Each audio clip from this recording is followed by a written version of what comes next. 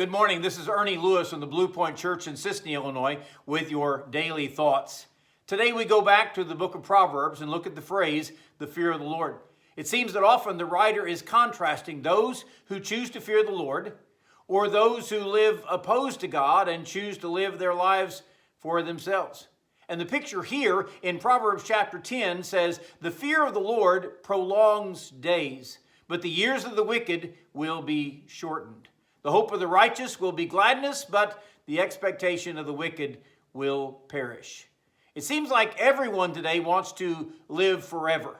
Maybe they choose to follow this healthy diet that is going to keep their body sustained for a long, long time. Or maybe they have chosen an exercise regimen. They're the Jack LaLanne of our society that want to keep those push-ups every day and live to be...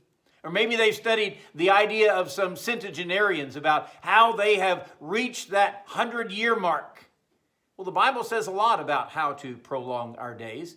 As a matter of fact, the fifth commandment says, honor thy father and thy mother, that thy days may be long on the earth, or long in the land which the Lord has given thee to dwell in.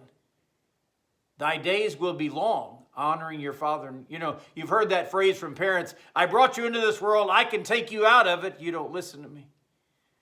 No, the Bible promises those things. I don't believe it's any coincidence that Methuselah lived to be 969 years old, because Enoch was his father. The Bible says Enoch walked with God and was not, for God took him. Here is a godly man who certainly was a gracious and loving father. Because of that, Methuselah respected and honored him, and Methuselah lived to be 969 years old.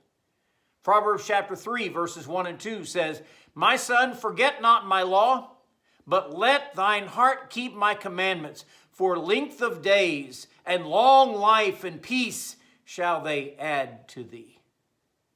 So the fear of the Lord will prolong our days, but the years of the wicked shall be shortened. I'm certain you have read or heard of those tragic accidents where lives are cut so short. Perhaps it's an accident in some wild partying for young people. Maybe it's a drunk driving accident. Maybe they've overdosed on some toxic substance. Or maybe it's some disease from living a dangerous lifestyle. We all know the stories, so we go back to this passage and remind ourselves, the fear of the Lord prolongs days. So instead of trying to find all of those health diets or all of those regimens that will keep us healthy forever, we need to learn to live in the fear of the Lord.